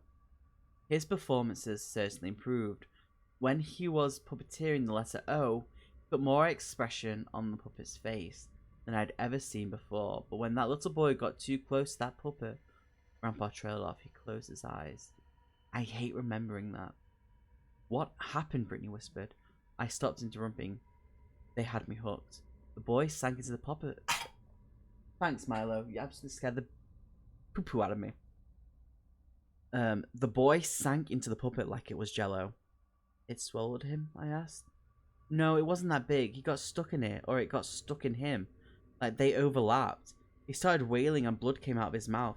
We tried to separate them, but I couldn't tell where the boy ended and the puppet began. It tore up his insides. He was dead before his mum even made it over to him. What the dickens? Damn, I whispered. I couldn't imagine seeing what happened to family you loved. Let's get out of here. You can tell us the story on the way up. Neither Brittany or Grandpa acknowledged my suggestion. They were both lost in the truth behind our city streets' urban legends. I know. It's getting a bit weird now. Like, weirder. That's why the boy never went to the hospital. Brittany looked excited to have discovered this missing secret. That's it, Grandpa said. The executive showed up and chased away the paramedics. Of course, the ambulance got called again when we found Mike Percy had hanged himself in the break room. I don't believe he realized what he'd been toying with. Something heavy thumped from inside Pop's shop. Grandpa peered over there. What's that? I asked. Shouldn't be anything. I kept that place safe for ages now. Brittany was too focused on the history. What happened next? Grandpa glanced once more over his shoulder and then continued. The boy's parents never got to bury him. Mike Percy's uncle buried the mutilated corpse himself. In the basement, I said. Bingo, said Grandpa. The show wasn't actually cancelled right away. We all came back to work after a few days. We see the news about a lighting accident and we had questions for the boss, but when we got to the studio, the puppets were walking around, scared the hell out of us. Then why would you decide to live here? This was getting too insane for me, even with everything I'd seen today. Why would you let us visit? The executive said that everything was contained beneath the building, but they needed us to keep them down there. I don't know if you remember, but it was years before I let either of you visit. I always came to you, but then everything was calm for so long I decided it was safe. I was able to forget they were down there. I didn't learn until recently that the calm and quiet was only because Lucio was taking care of everything himself. After he died, Martha came to me. She said that he'd been leading fans down below and coming back without them, bringing the puppets new bodies. What? That's why they want us to go down? Brittany asked. They want our bodies? Grandpa nodded. I learnt years later that there were 5 missing person reports right after the little boy lost his life. Those puppets we saw walking around when we came back to work, they weren't the ones we used for so long. They were those missing people. Brittany held up her hand showing the pink fabric. Grandpa? Oh Lord, he whispered. Did you touch one? Brittany nodded. Oh, so it is like zombies. Oh, she's contaminated. Touching Sumi did that to her, I asked. What if she doesn't touch anymore? Grandpa shook his head. Too late. It spreads. Brittany let out a sob. Wait, what? What is happening? How do we stop it? The power comes from down below. Come with me and we'll shut it down. Bring that lighter. Wait, I don't understand, I said, putting the lighter that I slid into my pocket. Oh, patting the lighter that I slid into my pocket. Have you been here this whole time? Why didn't you tell anyone you were still alive? Brittany trembled with anxiety. You can explain while we go down. I don't want to turn into a puppet. Grandpa led the way back towards Pop's shop. Brittany was quick to follow. Wait, I said. Let's get Grandpa upstairs and then we'll come back to help Brittany. I finally found Grandpa. I couldn't let him go deeper into this maze. Listen, fuck your Grandpa, fuck your cousin, and get out. That's all I'm saying. I'm so baffled. I know, Milo. Me too. Me too, bud. Me too. Brittany only turned around to impatiently wave me along. Come on, he can help me. I glanced back at Swoomy and King Sing, who had abandoned their post at the exit to follow us. When I turned back around, a mass of green, shiny fuzz blocked the door to Pop's shop. Grandpa stood just outside, his neck craned back to look up at a mouth large enough to swallow a small car. The green fuzz that blocked the doorway shuddered. It squished itself downward, revealing the top of a massive head with two raised lumps atop set plastic eyes. It was a giant frog who started off as King Sing's imaginary friend until the show decided to make him part of the regular cast. Grandpa held out a warning hand. Listen to me, Hop Top. The felt frog snatched Grandpa's arm in its mouth. It yanked him into Pop's shop. The door swung shut, ringing a little bell. Brittany screamed. Fear paralyzed me no more. I wasn't losing Grandpa, so he'll watch his cousin turn, but he won't let anything happen to his Grandpa. I dashed for the door and yanked on it. It was locked, but nothing down here was in good condition. I kicked at the frame with the bottom of my foot until metal snapped. The door swung open easily. Before I could go inside, a brick exploded by my head. Chips... Wait, what? Before I could go inside, a brick exploded by my head. Chips struck me in the face. A sharp clap struck my ears. An elderly voice barked behind us. Stop running from them. I turned around to see Martha and Rob hobbling up the street. Martha had a pistol trained on me. I'm so confused. Like, I don't understand what is going on. I don't... What? Wait.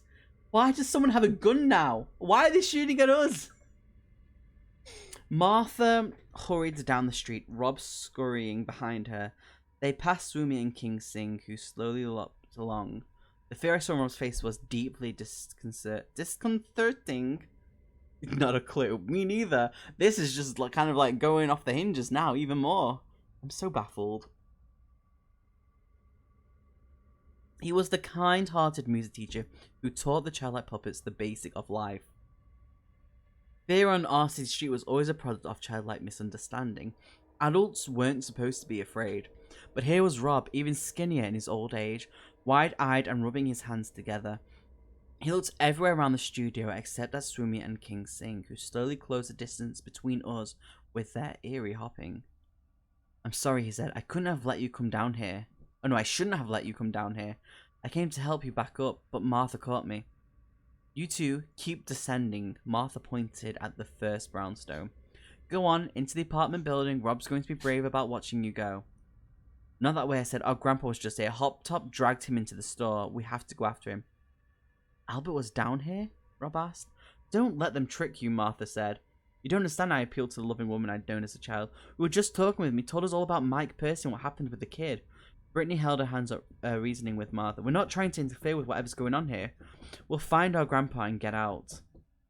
Milo, stop. Rob crossed his arm across his chest. He couldn't stand still. They're Albert's grandchildren. Don't you remember when they used to visit the set? Let them leave. Find some other people this year.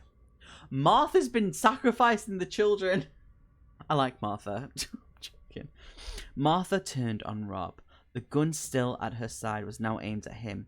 You haven't found a single person yet. It's been 2 years since Lucio died. No wonder the puppets came for Albert. We're lucky they're still contained to the building. Rob shrank from the gun. Martha seemed to realize she was aiming the pistol at her friend. She let the barrel sag towards the ground.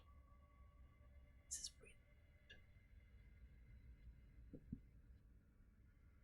weird. I twitched, almost deciding to lunge for the gun, but she was still too far away. Swoomy and King Sing hopped along down the road.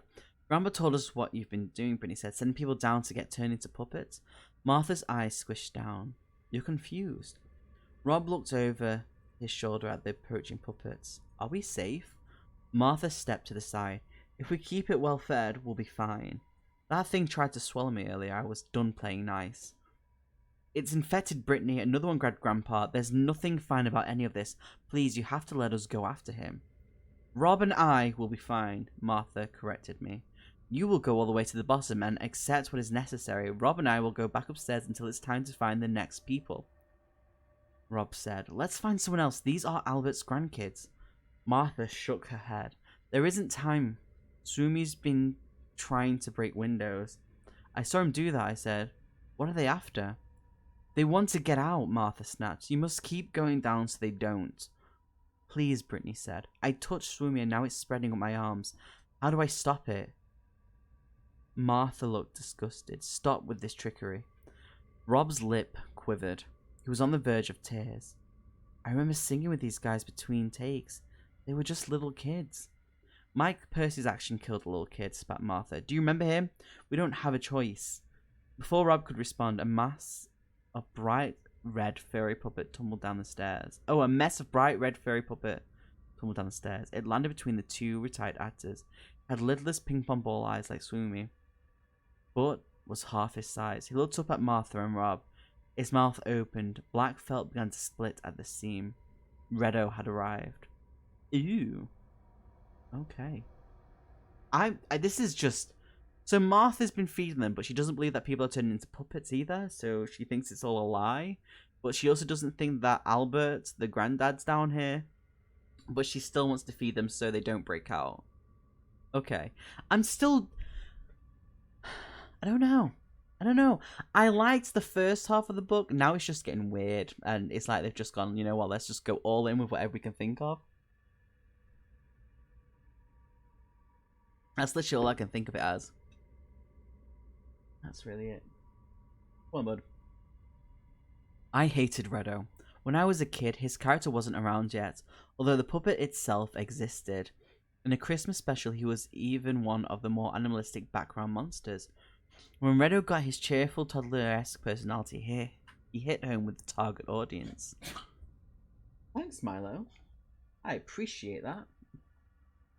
By then, I moved on to X-Men cartoons and Power Rangers. Oh, hell yeah. Mighty Morphin Power Rangers. Reddo was too childish for me. As I became a teenager, I realized that Reddo's popularity meant that my grandpa's career was slowing down.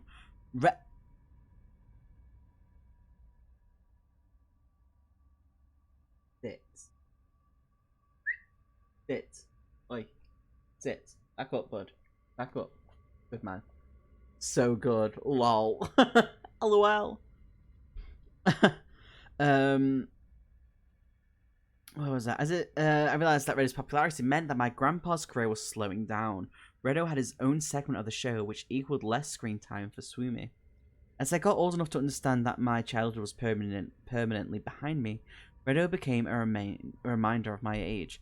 A star of Our City Street, the hero of spin-offs and movies. I wasn't even around yet when I was watching it. I was too old for a nationwide reminder of childhood. The puppet that staggered to its red furry feet in front of Brittany and me struck me as worthy of my hate. It seemed to hang in the air from the center of its back. Its left hand sat on its stomach. Its right arm moved freely as if controlled by a rod. That wasn't there. Its mouth moved with the same familiar chomping as other puppets' mouths. I heard Brittany exhale. Look at his belly! There was a gap in Reddo's fur about the width of a golf ball. A patch of human skin remained. Was that a person? Brittany whispered. I felt a different flavor of disgust and horror than I expected so far today. Was that a child? Reddo leaned on Rob's knee. It could barely walk.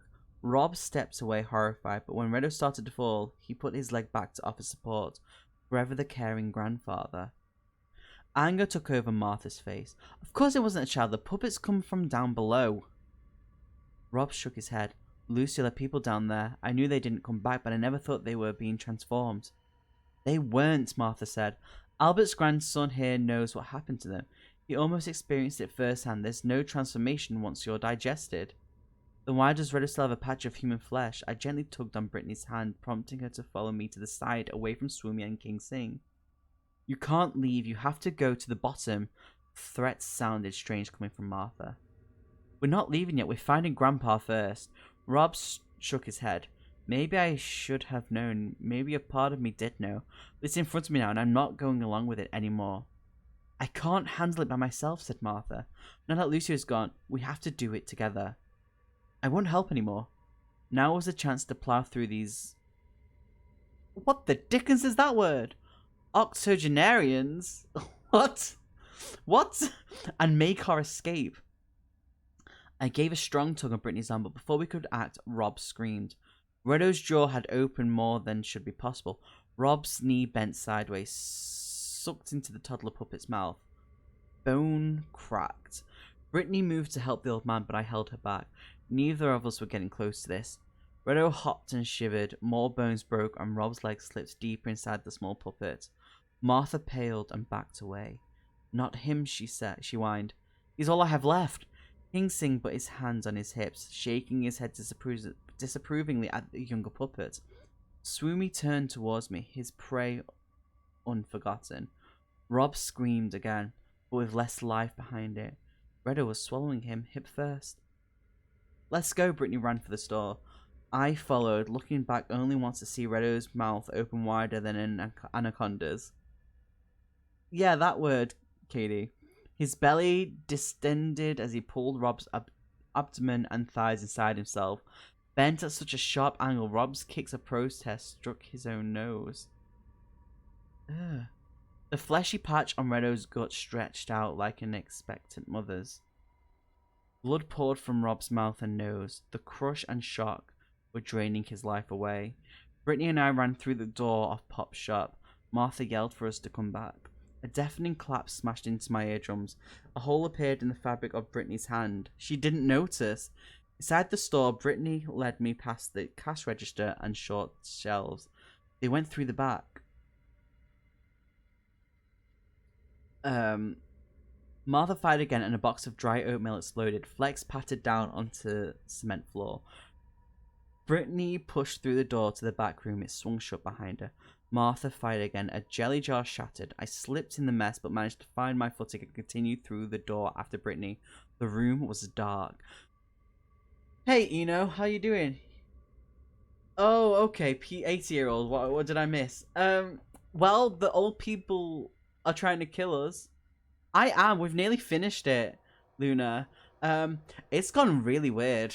And why is there healing in the chat? Why is there what?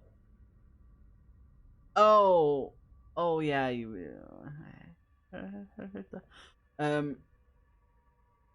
Seriously, it's gone weird. Always old people trying to kill the kids. Well, the puppets, people are being turned into puppets, but the puppets are also eating people. This Rob, this old man who Martha, from when we first read it last night, are trying to make us go all the way down to the bottom because the puppets eat. They get hungry. They're trying to keep them inside the apartment. So she's like, no, they just eat the kids that we put down here. And Brittany, who's turning into a puppet, you know, the cousin that went missing, who we found, and then she touched Swoomy, and now apparently it's contagious, is turning into a puppet. And then this little red child puppet came down, landed on Rob, this old man who used to work on this set, and he was like, oh, it's a kid. And the puppet decided to start eating him, and it just described it in detail of his bones crunching and cracking, and how he was being eaten from the leg bent ugly at first, then it got up to like his waist, and his legs were kind of like up here and stuff, like broken up to here. Yeah, apartment bound cannibal wear puppets that go to the bottom. Gotcha. Yeah, sure. We also found the granddad. He's alive until a giant frog took him. So I take that as you will, you know. But we're like, there's like a loop with a flap, yeah. So multiple flaps in the apartment that open up into the walls that leads down into the basement, which is too tall to be where the basement is, like 50 feet high when it shouldn't be that. And with replicas of the apartments of where our city street would have been, and they've just kind of gone through the apartments through all these different cracks that lead them back to different loops of the same place. So eventually we'll slowly making our way down through these different loops. I don't think they're getting out of this, by the way. Just so we all know we're all on the same page. Flaps in the apartment walls. Are these American houses we're talking about? Yeah, where the cement is, it's like there's like fake flaps. cement flaps that they just peeled off. It's a lot to take in, right? It is. But we've nearly finished the book. We're on page 118 out of 154. Let me just fill up this drink because my throat is parched. Okay. Did you see the flap clip from yesterday? Yeah, I've put it in the Discord, the flap clip. It was when the flap thing was first mentioned, and it was an experience. I did. Yeah, so wall flaps, they're a thing. I lost it. There was something else that happened about quivering whole fabric holes or whatever it is, and I lost myself at that one as well. In my mind, the author, Ben Farthing, I think he's got a fetish about puppets and pink holes. Fabric holes, at least. Quivering fabric holes. And flaps. So that's all I'm getting from this. Anyway. A small taste of relief as I fumbled for my flashlight. We had a few moments before Martha would catch up to us and start shooting again. Yeah, Martha, whatever she was called. She's actually a bad person. I switched on my light. It was an actual storage room, not just a TV studio. Metal shelves lined the walls, and another shelf bisected the small room. I didn't see anywhere that the puppets could have dragged Grandpa. I also didn't see Brittany. Where are you? I hissed. I walked around the center shelf on the floor in the back aisle. Brittany lay collapsed like a rag doll. Her head had struck the corner of a shelf. Blood had splattered down her face. Oh God, I hunched over, shocked by how quickly she'd fallen. She'd been out of my sight for only a few seconds. Her flashlight lay on the floor where her lifeless hand had dropped it. Lifeless? Its bulb was shattered. Lifeless hand? What? I just want to pop in and say hello, getting up early tomorrow so I have the first death shift. Oh, very nice. I have to be at work no later than 7:50. I'm preferably earlier. Wow. Well, I appreciate you popping in saying hello. That sucks though. I'm in at 5:30 in the morning. I've got a nice full shift tomorrow. But I've never had a desk job, so I don't know how that feels. But I hope you have a good time. Mucho luvo. Sounds like a job I loved. Anyway, what was it? I touched her neck, feeling for a pose. Her head rolled to the side. When I couldn't feel a pulse, I put my ear right up to her mouth and nose, desperate to hear breathing. Nothing. This couldn't be real. Supernaturally animated puppets I'd come to accept. A maze of repeating back hallway staircases and recreated children's television sets. I had to accept that too, but my cousin couldn't be dead. I didn't even know how to get in touch with her parents. I'd never been this close to a lifeless body. It couldn't be real. I didn't understand her joyful embrace of childhood nostalgia, and now there would never be the opportunity for it. I couldn't wrap my mind around death. I was looking right at her. How could she just not be here anymore? When my other grandparents had died, I was already an adult living on my own. I never saw the bodies before they were cremated. And I spent the last year thinking that Grandpa was dead. Death shift is when you're on desk in the library, i.e. not in the office. Oh, okay. Death was when you disappeared. And yet, it was Brittany. She just collapsed. What happened to you? From behind me, the gunfire had stopped. Martha was sobbing. Her own grief must have tasted different from mine. She'd known Rob for half a century. None of it was fair. You spend your adulthood trying to craft a life that feels as safe as early childhood, but the world yanks you further and further away. That right there, that's so true. That's true. Oh, you started late. Oh, today's my day off. Oh. But yeah. Good night. You go missing in New York City. You get killed beneath an apartment building. You're left staring at the corpse of the last person who loved you just because you're you. Because you're family. I stared at Brittany. Her whole arm had turned into pink fabric. The infection had spread to her chest. It must have reached her heart.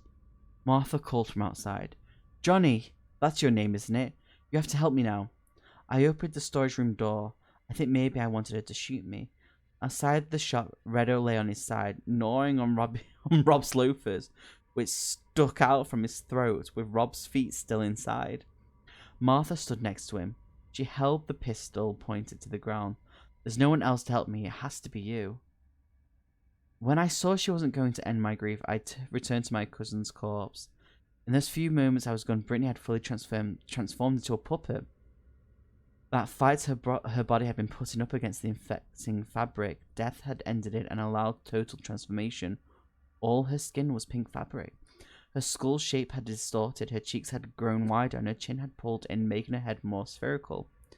The individual strands of her brunette hair had grown thicker, or spun around each other until they were yarn. Brunette turned purple. When this book came out, I'm getting recently, I think, because I think it was like the last year or so.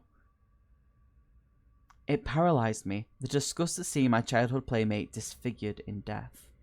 I backed away to the main shop floor. In my periphery, I saw Swoomy entering. I couldn't bring myself to run. I wanted to find Grandpa. I wanted to escape, but my cousin lay dead and mutilated. The synthetic infection had spread down her legs, shrinking them, shriveling her torso until she was barely bigger than Redo. This infection didn't limit itself to her body. The back of her shirt had ripped away to open like butterfly wings. The fourth member of the R City Street main puppet cast was here. My cousin had become Fairy Jane. She sat up. Oh, poo. Okay. Well, there we go. Yeah, I'm not sure when this... I'm pretty sure it was out... It was either this year or last year, I think. Chapter 25. I staggered backwards, shocked. Swoomy hopped towards me. Brittany turned her small puppet head to take in her surroundings. There was still life in her eyes, even though they had turned to plastic. They were flat and round, glued onto the surface of her face. Her head tilted backward to look up at me. Brittany? I didn't dare come any closer, even with Swoomy advancing. She nodded. She was still in there. I felt weak from the emotional whiplash. Can't we undo this? Grandpa said there was something down below that might help. Brittany worked her oversized mouth. No noise came out. Puppets don't have vocal cords. Swoomy was too close now. I dashed back into the storage room to scoop up Brittany. She was as light as a pillow. Brittany jabbed a stinky pink finger into my pocket. Grandpa's lighter, I said. There's something down there I need to burn. That will reverse this? She sat onto the crook of my arm, satisfied. That was enough answer for me. Swoomy's furry silhouette entered the storage room doorway. I didn't have time to search for a way into the walls in here. I had to gamble that all roads led down to the same place, where I'd find Grandpa, and where I'd be able to restore Brittany to herself. When Swoomy took one way around the center shelf, I gave a 3 count and then I ran the other way. He was still slowly turning around by the time I carried Brittany back through pop shops and outside. Redo lay on his back, his belly as big as a body bag. Rob's leather shoe poked out of Redo's mouth. I saw his graying red hair down Redo's throat. This is a bit weird, isn't it? My TV Grandpa was folded in half inside that damn puppet. I hated Redo. Looking over them both was King Sing, still positioned in a scolding posture. Martha sat on a sidewalk curb. Her face was blank. I seen her sit there and comfort Pam, the pilot princess, after she scraped her knee while roller skating, but I didn't let that slow me down. I rushed Martha and grabbed the pistol from her hand. She didn't resist. She saw Brittany's new shrunken fabric form. Why are you carrying a puppet? It transformed her. I'm going down and I'm fixing this. Grandpa told me what I need to do, but not enough details. You tell me the rest. You're going down? I don't have to force you? I was holding the gun. She couldn't force me if she tried. How do I fix Brittany? Martha shook her head. That's a puppet. Your cousin is dead. Grandpa said we could stop it, but she'd finished transforming. Was it too late? I don't know how to help you. Think harder. I pushed the barrel into her cheek. Her skin sizzled. She gasped. I jerked back. I didn't realize the gun would still be hot. I'm sorry. I just burned the probably scarred my surrogate TV mum. Martha cupped her cheek. Go down and leave me alone. I felt sorry for her. Lucia was gone, then Grandpa, and now Rob. Martha was as alone as I was, except I wasn't alone. I could still rescue Grandpa and restore Brittany. We'd have each other just like when I was a kid. Everything would be okay again. Swoomy came outside from pop shops. Time to keep moving. I adjusted Brittany in my arm. I flicked the lighter. It worked. I headed for the first brownstone. What are you doing with that lighter? Martha called behind me. Wait, you can't use that. You have to give yourself to it. If you won't, then bring me with you and offer me take over after I'm gone. I was done with any lunacy that didn't involve getting my old family back. I walked into the apartment building, upstairs, and back into the walls. Martha and the puppets chased after me. I don't even know what to think about this. It started off so well. Puppets. I still need to play that game, My Friendly Neighborhood. I need to get that at some point and stream it, but puppets freak me out. But the game looks so cool. I'm so happy it's released. Been waiting for it for a while. Anyway, chapter 26. I jogged down the hidden stairs into yet another Our City Street studio. That oppressive weight in the air grew heavier with each level I descended. Into the first brownstone again. This time the wall beneath the stairs bulged outwards from this bottom step all the way to the back where the door led down to the basement. The plaster was cracking and crumbling. I considered opening the basement door to see what was going on, or waiting for Martha to ask her if she knew. But I kept moving. As I went into the dark room again, I checked behind me to make sure that Sumi was following me. He was, with King Sing just behind. I wanted them close so we could maneuver around them once I found Grandpa and fixed Brittany.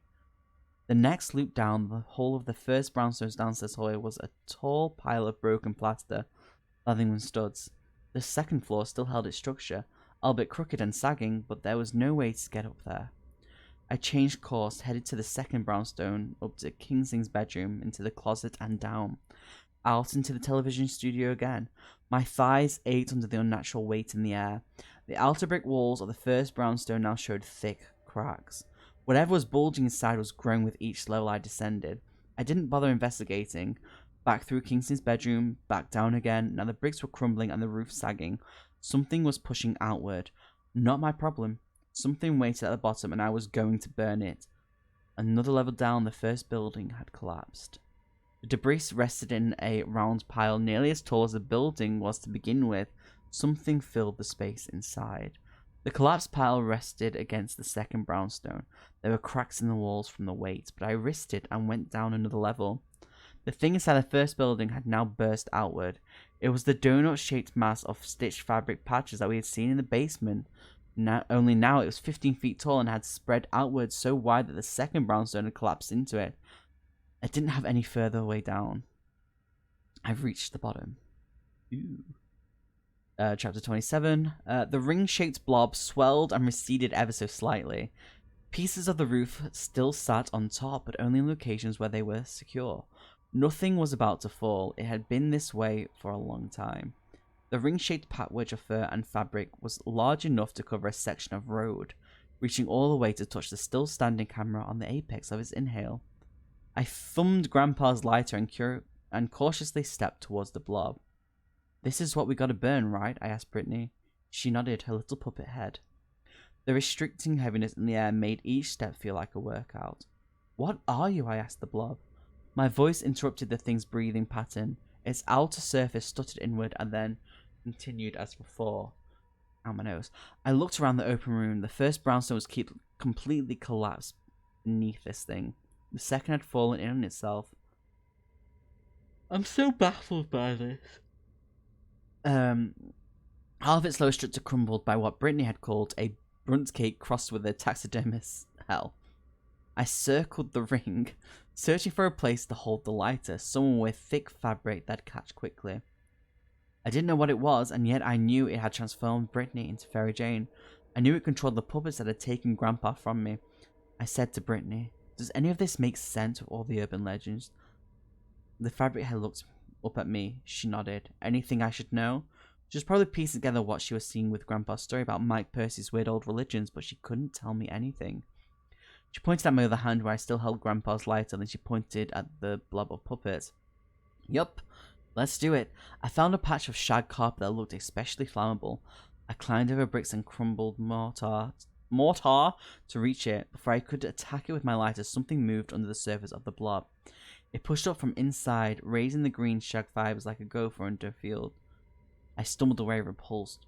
"You know what that is?" I asked Brittany. She pointed at the lighter again. The thing pushed directly outward, seemed stretched but held. Whatever was inside couldn't get out. I ran away to find another place to light the blob ablaze. Found another patch of shag skin.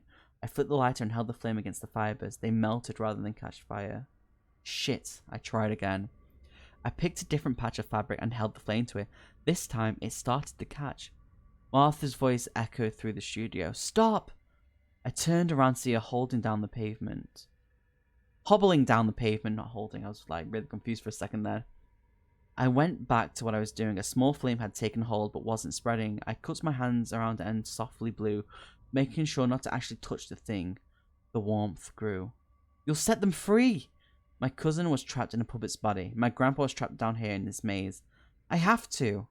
Why? Martha pleaded. I want them back. I want my grandpa back. Martha reached my side and muscled me away with more strength than I expected. She frantically patted at the flames with her bare hands. She screamed.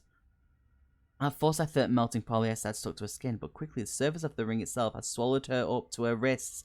No, not me, take them! Fire continued to spread outward, burning the surface layer of fabric to expose the insides.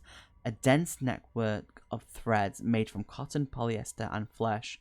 They swallowed Martha before she could finish her lament. I backed away as the flames continued to spread. Swoomy hopped towards me. I put space between us, slow enough to watch the ring burn, quick enough to avoid the puppet. As the fire, that same shape inside forced itself against the fabric again. This time, the seams popped. Green shag pulled away from red fuzz to birth a wet puppet in one gestational push. My stomach threatened to empty itself. It was Reddo. Another one? Pulse-coloured slime covered his red fur. He lifted his head. Wet eyebrows hung down over his eyes, but he pointed his red face at me. His puppet jaw opened. Swoomy darted in quicker than I'd seen him move yet. He swallowed Reddo like a striking anaconda. Another puppet burst out. The small old man from who King Sing painfully tormented on the show, the businessman Mr. Peters. King Sing quickly gobbled him up. 3 more puppets emerged even as the ring burned. I recognized 2 of them as minor characters in the show. The third was another Swoomy puppet. As more puppets slipped out of the burning ring, the one I'd seen looming over my bed only hours before now excitedly devoured new, feeble puppets. King Sing did the same. The ring melted down to an ankle-deep sludge. The fire died down and the puppets stopped emerging. The power that had buzzed in the air before was now gone. The strange weight I'd felt since the moment I stepped in here had now lifted. The remaining puppets staggered around aimlessly, but the melted blob itself was still. I'd done it. I set Brittany down on a chunk of bricks. Is it over? Can you feel anything? Are you changing back? The little puppet hopped to its feet. Fairy wings flapping, it headed for the stairs. I turned to see Grandpa walking up the stairs out of sight. I shouted for him. It's me, wait! Before I could start after him, I heard another squelching sound. Another puppet emerged from the melted and charred remnants of the blob. I didn't understand. It should be over. A second puppet popped out, and then a third. Within seconds, dozens of puppets were slipping out of the sludge. Swoomy and King Sing were engorging with their cannibalistic feast, but a large puppet I didn't recognize crawled over to a new Fairy Jane and swallowed her in a single gulp. Slimy puppets birthed themselves from the goopy remains of the ring to eat or be eaten. Their rate of emergence slowed down to 2 or 3 a minute. The largest puppets were satisfied. They eyed each other with minimal predatory respect. Even as more puppets appeared, the largest among them turned their attention to the exit. I didn't know what I'd done. I didn't have time to consider it. I had to catch up to Grandpa. I scooped up Brittany and chased after him. This man needs a slap, I'm just saying. I ran up the stairs, gripping tight to Brittany. Did you see him? He's here. We'll get him back. Brittany held on tight to my wrist with scratchy felt. Ease up, I told her as I rounded the bend in the staircase. To my surprise, Grandpa had already gone higher, out of sight. I made it all the way up the first loop, out of the brownstone and into the studio. The ring growth had melted here too. It hadn't gotten as much as the bottom level. The second brownstone was still standing, but burning it down below had burned it everywhere. Grandpa, I shouted for him. I needed him back. Brittany pointed at the exit again, another loop. Grandpa was headed out. He must have thought we'd already escaped. My legs burned. I forced him to run anyway. To Grandpa and to safety. As each level, Grandpa's brownstone pieced itself back together and the melted remnants of the ring shrank. I lost count of how many levels I'd travelled upward, and I started to worry about whether I emerged from Martha's or King Sing's apartment might put me on a branching path that didn't lead to where I started. But then I ran into the studio and found the first Redo with his stomach still distended, now trying to stand up. Rob's tassel loafer had been vomited onto the pavement, but his toes were still visible down the puppet's throat. Why are the puppets still alive? I asked Brittany. She pointed to the next stairway up. I couldn't run anymore. My legs felt heavy as stone. I slowly climbed. Again, I lost track of my progress. Each step felt like powerlifting, but I kept moving. I knew I must be getting close to the surface as I still hadn't caught up to Grandpa yet. Finally, I ascended the brick stairs into the dark room back to the first floor where Swumi had tried to swallow me. Grandpa stood in the center of the room, his back to me. Next to him, Next to him, also turned away, was Brittany. Not the little fairy Jane puppet I carried, but my actual cousin. Her red City Street shirt was torn and caked in dust, but her legs beneath her shorts were free of scratches. Fabric still covered her hand. I looked in her at the puppet in my arms. She covered her mouth with her little pink hand and looked with silent laughter. I threw her across the room. She didn't spare me a second glance, instead heading for the stairs upwards. Grandpa Brittany still hadn't moved. Guys, I pointed my flashlight at Grandpa's back. He turned around in a loving puppeteer's hop. I stopped in my tracks. His eyes peered into mine with curiosity and then with hunger.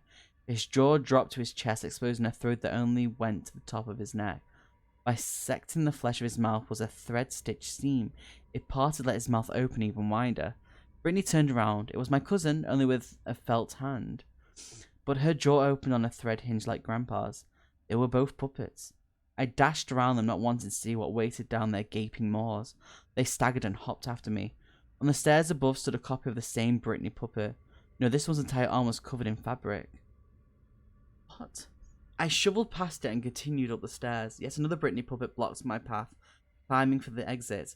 This one had no fabric infection. She looked as real as my cousin, but her eyes were dead with determination to make it up the stairs. I pushed my way past her. There was never any infection. Each time the fabric had spread, I'd lost sight of Brittany. Each time the puppet had been switched out. All to convince me that my cousin was turning into a puppet, and the only way to save her was to burn the ring down below. As I raced for the exit into Martha's apartment, I passed the intersection where I'd almost turned back following Brittany, where she told me not to go back that way.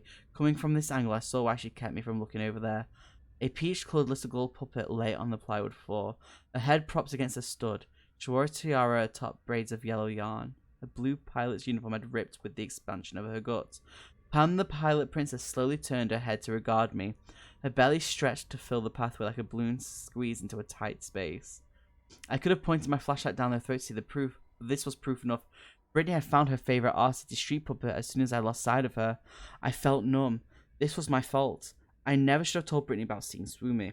The puppet lunged me, and the weight of my half-digested cousin held her back. I fled the walls, ripping down the plaster curtain in Martha's bedroom to escape. I tried to wrap my mind around what I had done. I hadn't found Grandpa. I hadn't rescued Brittany. I'd only fallen for the puppets' tricks to go down and bear the ring. And without the strange weight in the air, the puppets were heading for the exits. I ran back into Grandpa's apartment to find my phone. I called 911 and made up a story about home invasions to get the police out here.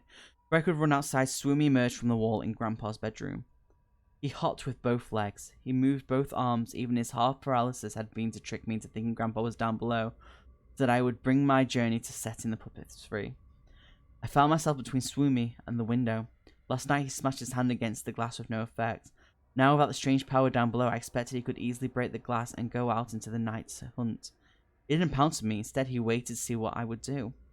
I didn't know whether he was grateful that I'd unchanged him, or if he now saw me as one of them, or if he'd held affection for Grandpa and resisted eating me as a personal favour.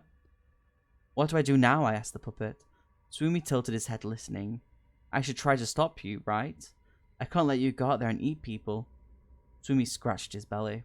Go back down where you've been, I ordered weakly. Swumi hopped towards me.